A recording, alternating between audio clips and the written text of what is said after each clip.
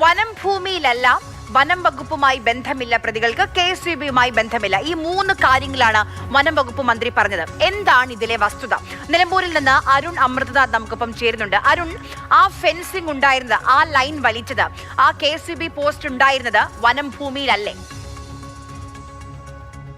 ആര്യ, ഈ സംഭവം നടന്നു കഴിഞ്ഞ് മന്ത്രി നടത്തുന്ന ആദ്യ പ്രതികരണമാണിത്. പക്ഷേ മന്ത്രി പറഞ്ഞത് ഇത് വനഭൂമി അല്ല എന്നുള്ളതാണ്. സർക്കാരിനും വനം വകുപ്പിനും ഉത്തരവാദിത്തമില്ല എന്നുള്ളതാണ്. പക്ഷേ കാര്യങ്ങൾ അങ്ങനെയല്ല.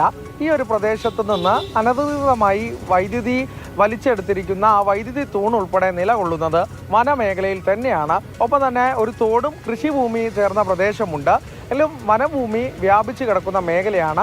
ഈ സംഭവം നടന്നതും ഈ വനഭൂമി ഉൾപ്പെടുന്ന പ്രദേശത്ത് തന്നെയാണ് എന്നുള്ളത് തന്നെയാണ് യാഥാർത്ഥ്യം. ഒപ്പം തന്നെ ഈ KSEBക്കെതിരെ തന്നെ നാട്ടുകാർ കാലങ്ങളായി പരാതി പറയുന്നു എന്നുള്ളതാണ് പറഞ്ഞിരിക്കുന്നത്.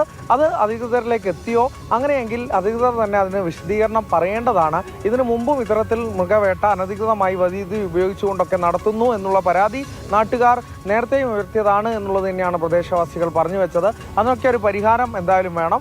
വനമേഖല തന്നെയാണ്. അപ്പോൾ അതിനോട് ചേർന്നുകൊണ്ടിരിക്കുന്ന നിയമങ്ങളുമെല്ലാം ഇവർക്ക് അനുകൂലമായി വരണം എന്നുള്ളത് തന്നെയാണ് നാട്ടുകാരുടെ ആവശ്യം. ആര്യ.